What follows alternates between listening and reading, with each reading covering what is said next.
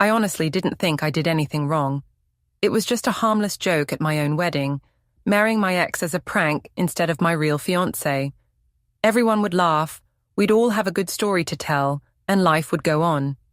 But now, standing at my kitchen counter with divorce papers in one hand and a lawyer's letter in the other, I realize my husband is taking this much more seriously than anyone expected. My name is Aurelia Vane, and 6 months ago, I thought I was the cleverest woman alive. I had it all figured out: a stable marriage to Elliot, a comfortable suburban life, and just enough excitement on the side to keep things interesting.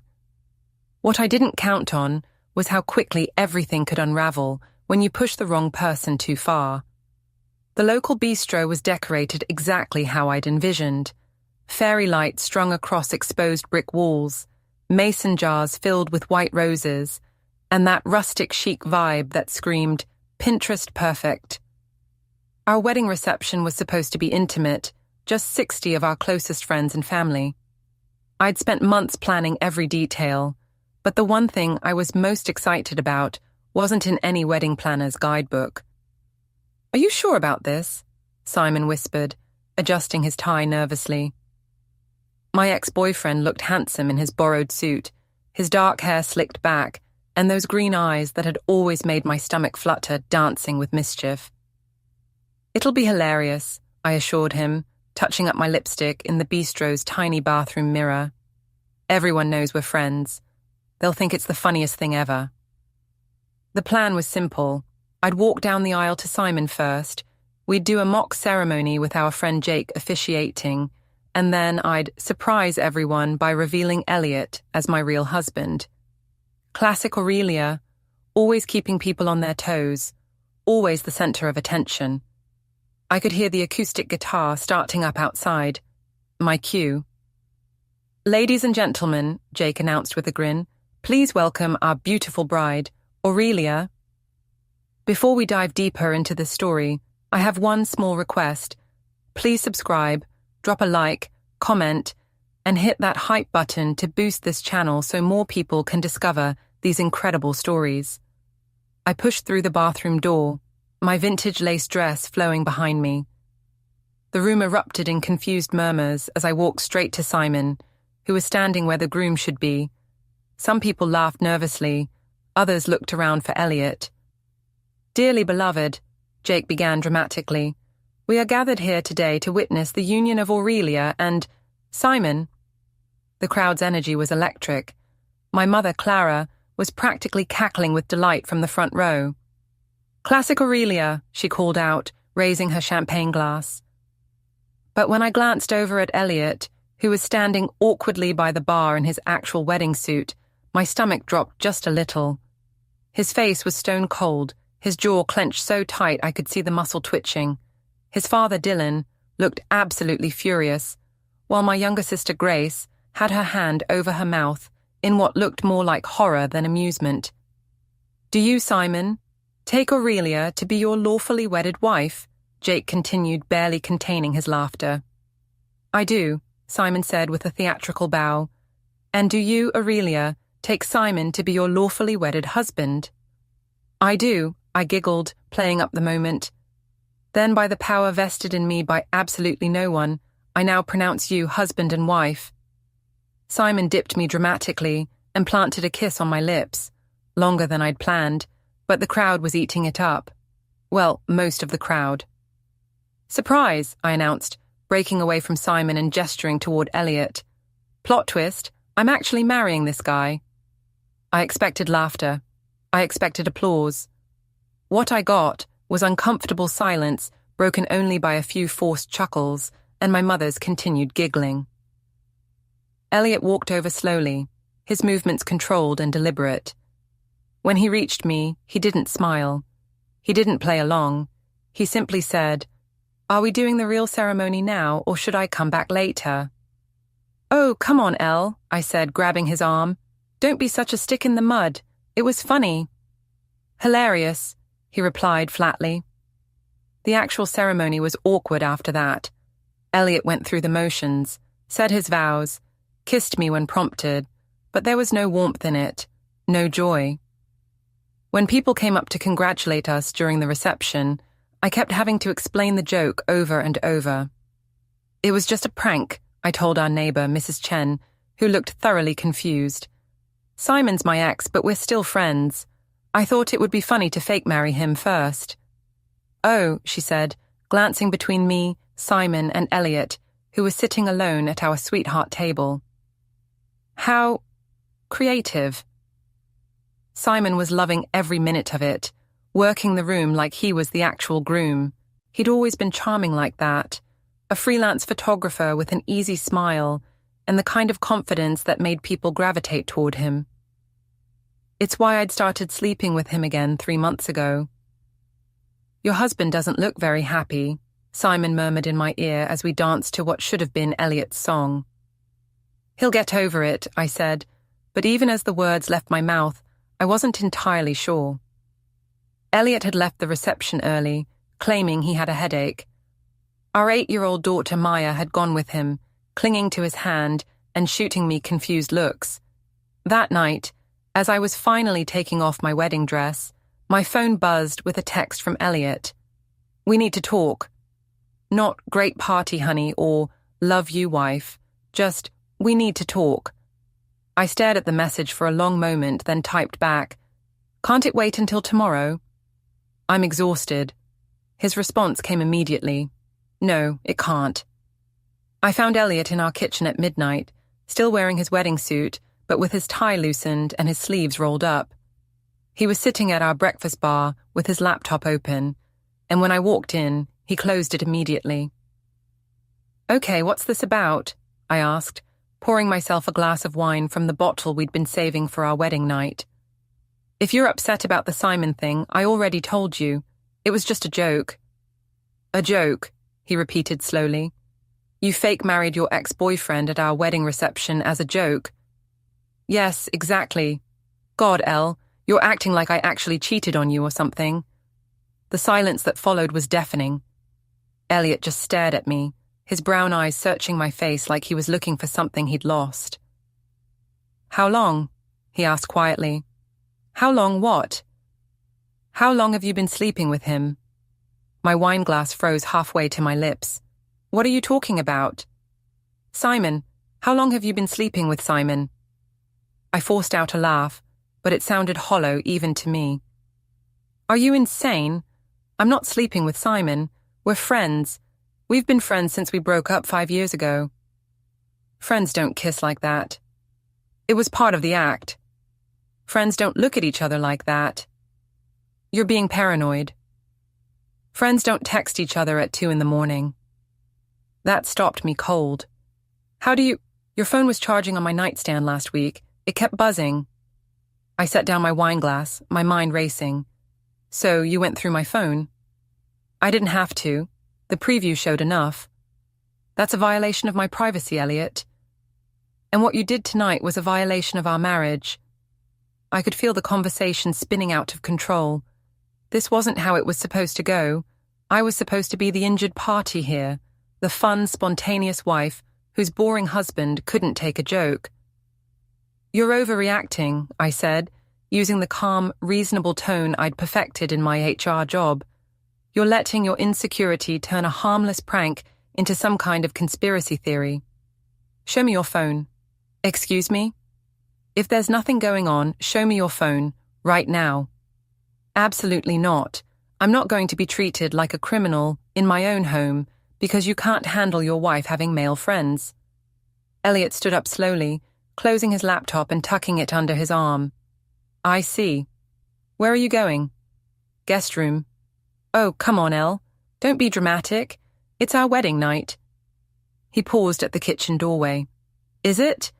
Because from where I was standing tonight, it looked like you already had your wedding night. With someone else. Over the next 2 weeks, Elliot grew increasingly distant. He started coming home late from his IT job, claiming he had projects to finish. He kept his phone locked and face down.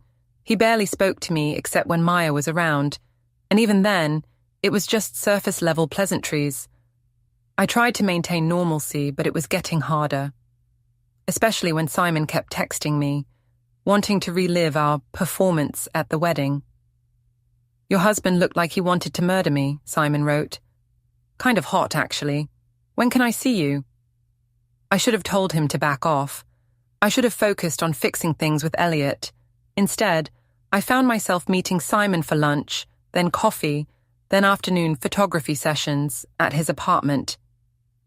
This is crazy, I told him one Thursday afternoon, lying in his unmade bed, while he scrolled through the photos he'd taken of me. I'm supposed to be on my honeymoon. Where was your husband planning to take you? Simon asked, not looking up from his camera. Nowhere. He cancelled it after the wedding. Said he needed to think about things. His loss, Simon murmured, leaning over to kiss my neck. Though I have to admit, I'm getting a little worried about him. He's been asking around about me. What do you mean? My buddy Jake said Elliot called him asking about our friendship. How long we've been hanging out, whether I've been to your house, that kind of thing. A chill ran down my spine. What did Jake tell him? The truth, that we've been close since you got back in touch a few months ago. I sat up abruptly. You told Jake about us. Relax, I didn't give him details. But people aren't stupid, Aurelia. The way we acted at your wedding, the way you've been looking at me, it's not exactly subtle. When I got home that evening, I found Elliot in Maya's room, helping her with homework. They both looked up when I appeared in the doorway, and I was struck by how similar their expressions were. Wary, guarded. How was work? Elliot asked politely. Fine, long day. You know how it is. Actually, I don't. I called your office around 3.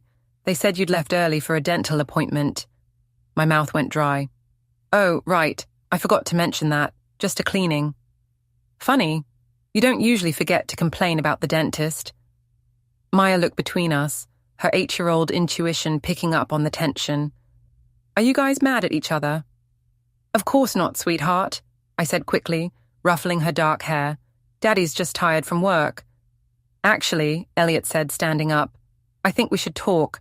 Maya, why don't you finish your math problems? We'll be downstairs.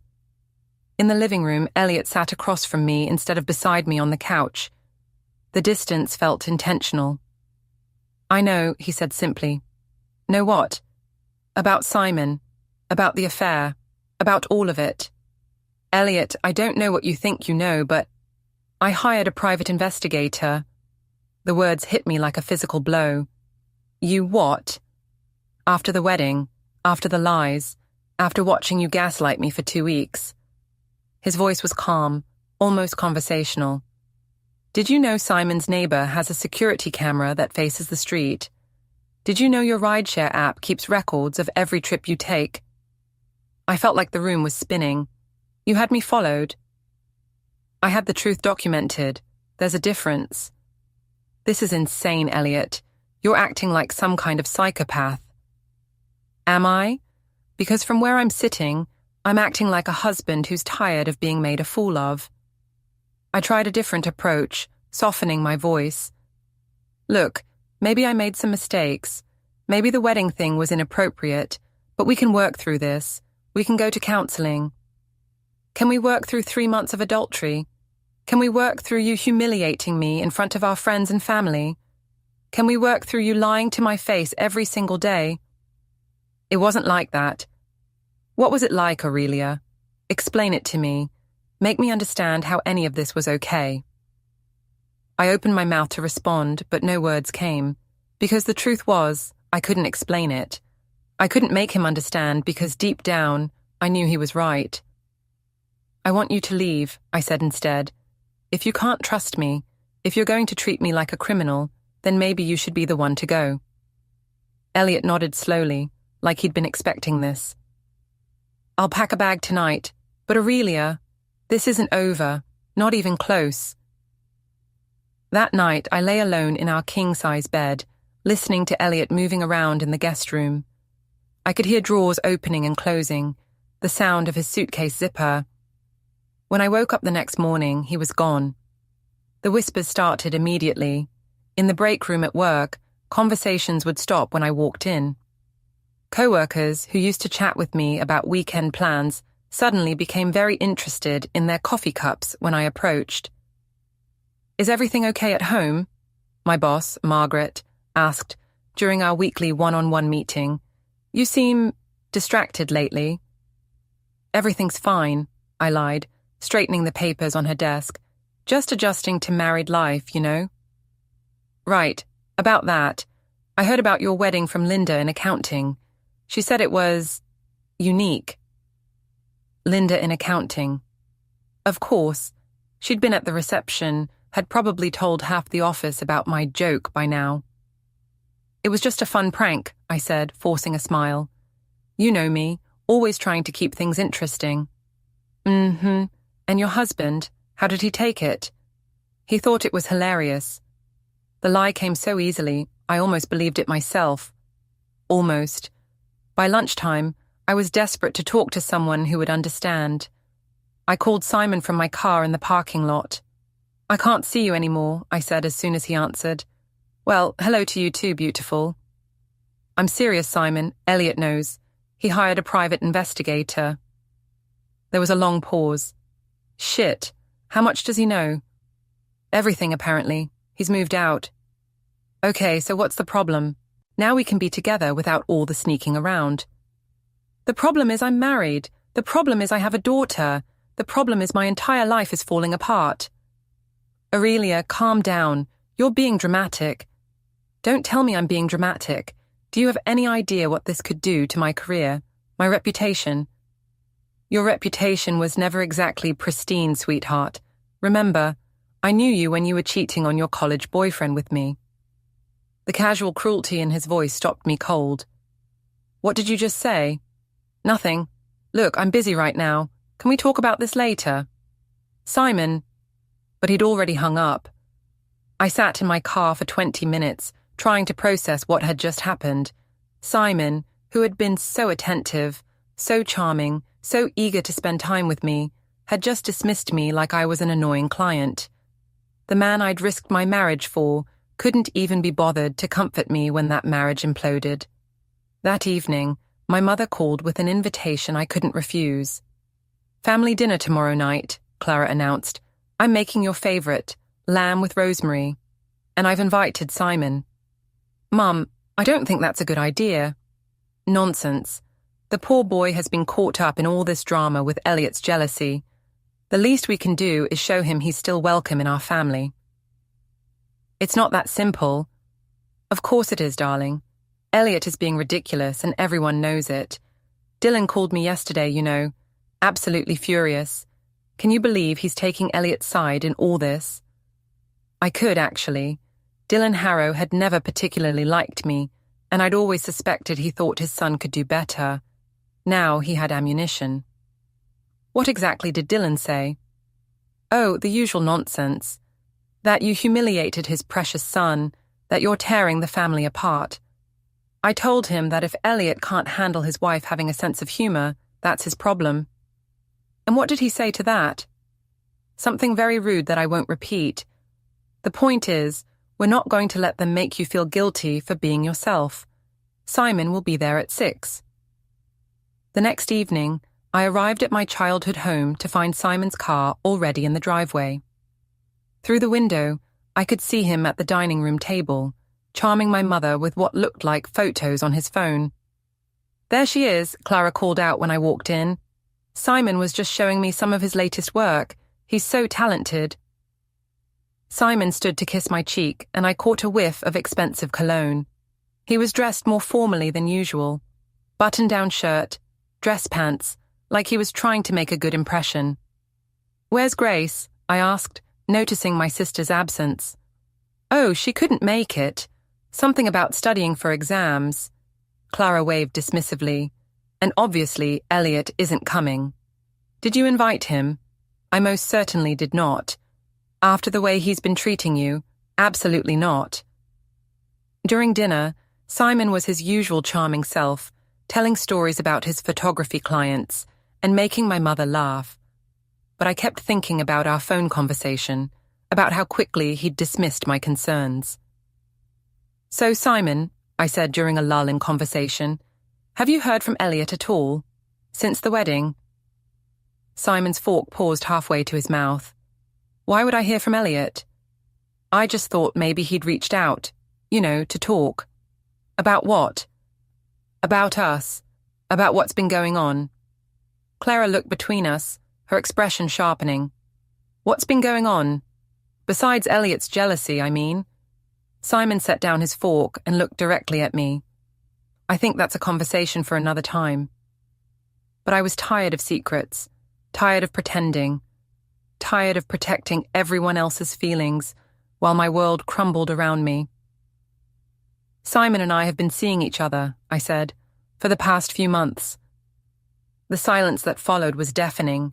My mother's face went through several expressions: confusion, understanding, and then something like calculation. Well, she said finally, I suppose that explains Elliot's behavior. Mom, not that I'm judging, darling. These things happen. Marriage is complicated. Simon was staring at me like I'd lost my mind. Aurelia, what are you doing? I'm telling the truth, for once. The truth is going to complicate things. Things are already complicated. My phone buzzed with an email notification. The sender was listed as Harrow Legal Services, and the subject line read, Notice of Representation. With shaking hands, I opened the message. Mrs. Vane Harrow, this letter serves as formal notice that our firm now represents Mr. Elliot Harrow in all matters related to the dissolution of your marriage and associated custody proceedings. All future communication should be directed to our office. Sincerely, Patterson, Mills and Associates. What is it, darling? My mother asked, noticing my expression. I showed her the email.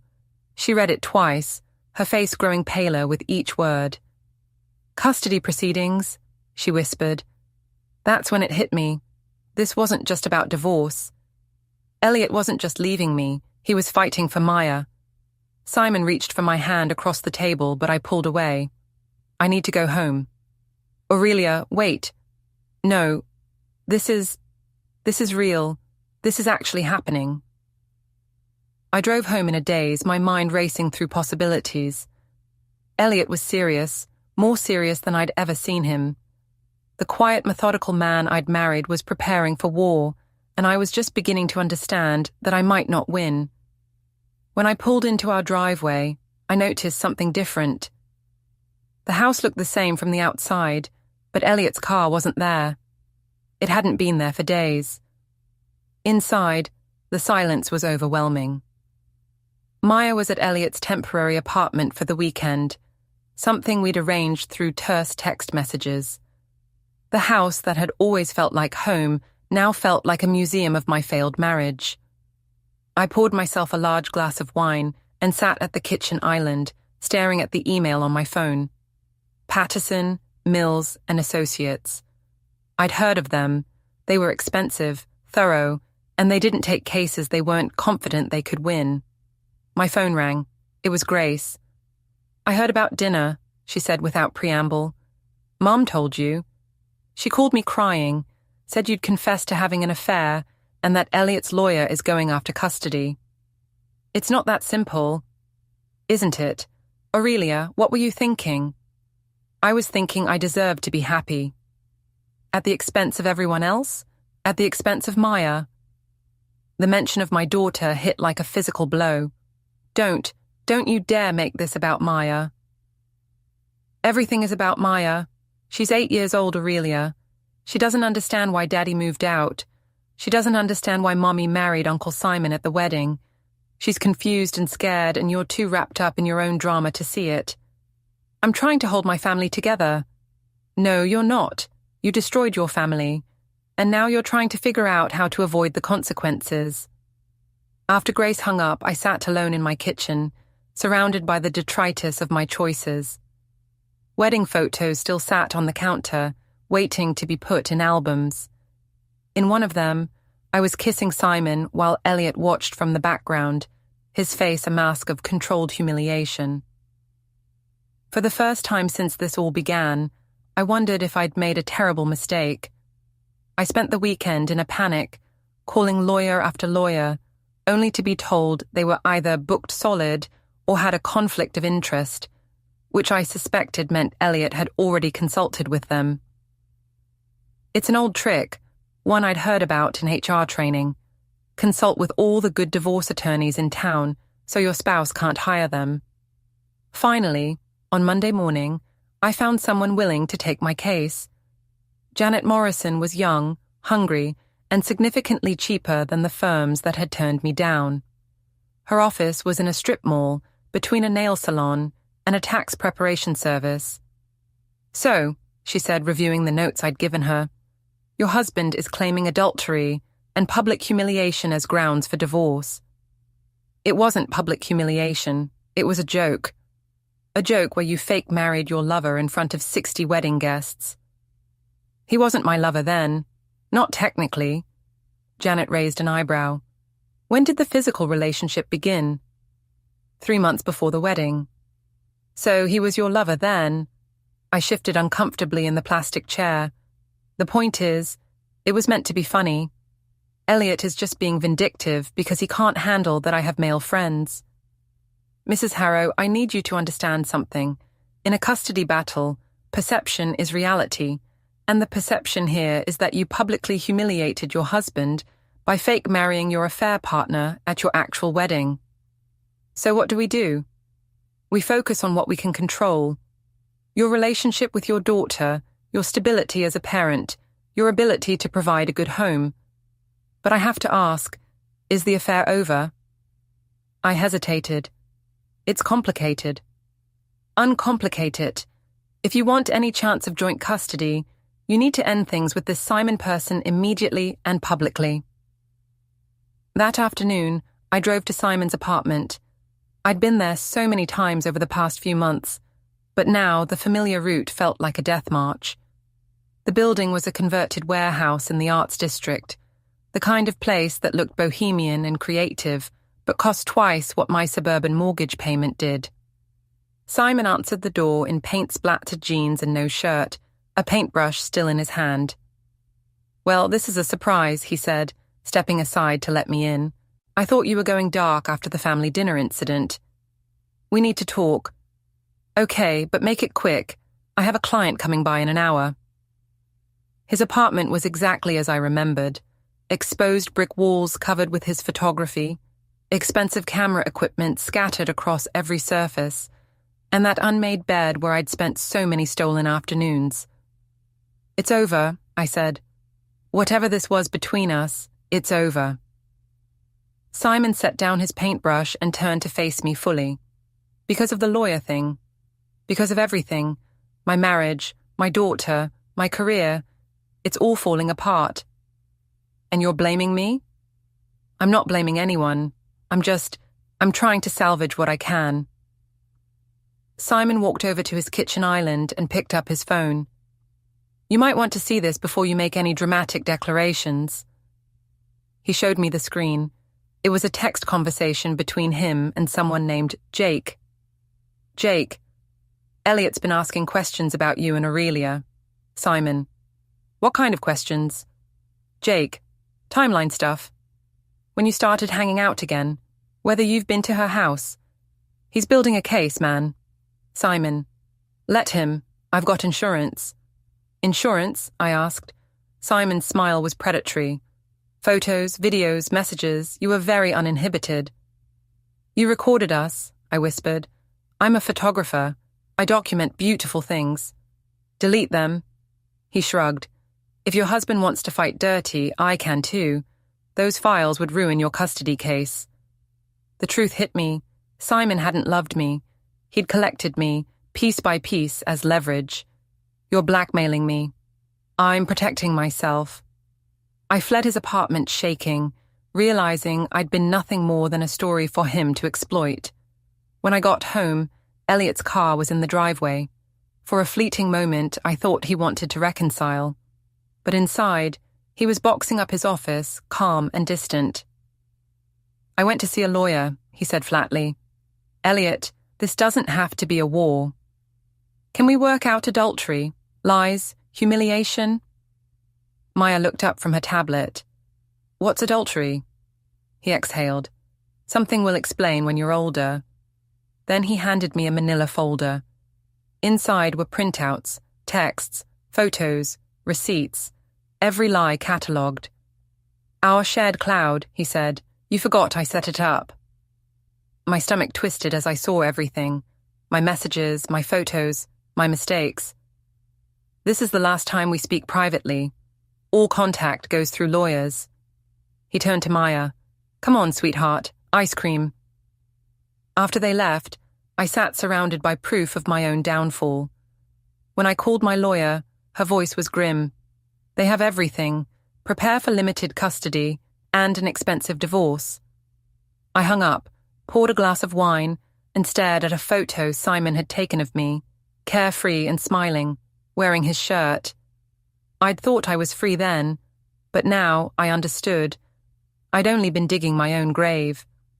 The court summons arrived on a grey Tuesday morning, tucked inside a thick envelope the process server handed over with an apologetic look.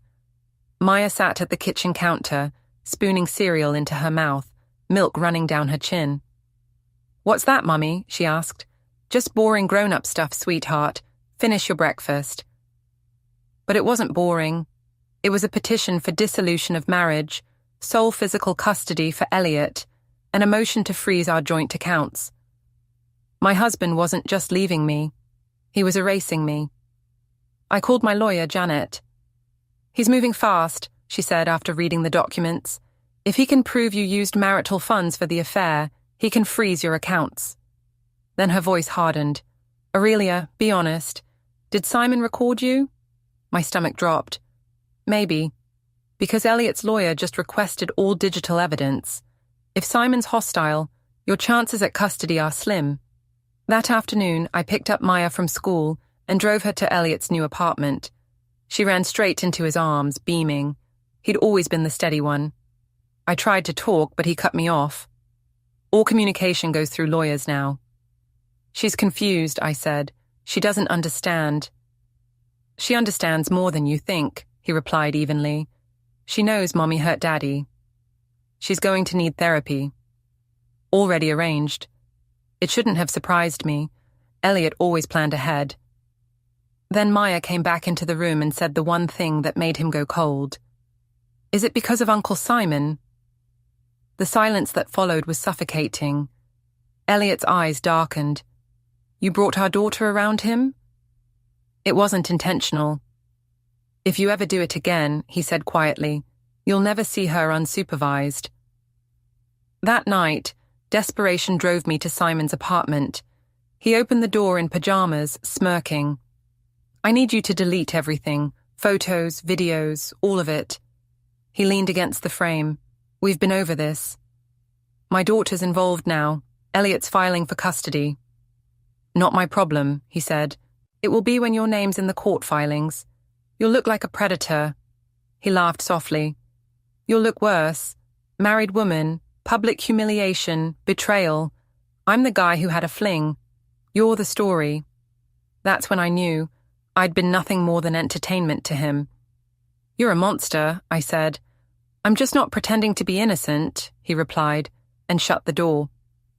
When I got home, the voicemail light blinked. Grace's voice trembled through the receiver. "Elliot filed for emergency custody. The hearing's next week." My hand shook. "On what grounds?" "Endangering Maya, dinner at Mom's. Apparently Simon was there." "Of course." One careless evening, one dinner too many, and now it was evidence. "Grace, please, will you testify for me?" Silence then. "I can't. I won't. You've hurt too many people already." The line went dead. I sat in the quiet house, surrounded by ghosts of the life I'd destroyed. My husband was gone. My lover had turned predator. My sister wanted nothing to do with me. And in 1 week, a judge would decide whether I'd be allowed to tuck my daughter into bed again, or just wave from across a visitation room. 1 week to prove I wasn't the villain everyone believed I was. 1 week to save the last piece of my world before it disappeared entirely. The courthouse looked more like a library than a place where lives unraveled. I arrived early, clutching my thin folder of evidence, school records, photos with Maya, character references that suddenly felt meaningless. Elliot came in looking composed, flanked by his lawyer and his father carrying boxes of documents. My attorney, Janet, whispered, "They're going to portray you as an unfit mother who chose her affair over her child." Judge Morrison presided. Silver hair, sharp eyes, no patience for excuses. Elliot's lawyer dissected my life piece by piece. The affair, the misuse of funds, the humiliation at the wedding, the exposure of my daughter to my lover. Each revelation felt like a nail sealing my fate. When the judge asked for my response, I stood. Everything they said is true. I made terrible choices as a wife, but not as a mother. Maya is loved, safe, and happy. Taking her away from me won't fix what I've done. It'll only hurt her. The judge's expression didn't soften. "Mrs. Harrow, your judgment has endangered your child's emotional well-being. Temporary sole custody to Mr. Harrow. Supervised visitation for you, 2 hours each Sunday." The gavel fell like a death sentence. Outside, I sat in my car, staring at the courthouse doors. 2 hours a week. My daughter would become a visitor in my life. Elliot hadn't beaten me through spite. He'd beaten me with the truth. At home, the divorce papers waited on the counter beside a note from his lawyer outlining the settlement. I poured a glass of wine and listened to the sound of neighborhood children playing outside. Maya's laughter used to be part of that symphony. Now it belonged to someone else's world. Don't forget to hit like, subscribe, and turn on the bell so you don't miss the next story. Write in the comments from which city you are watching.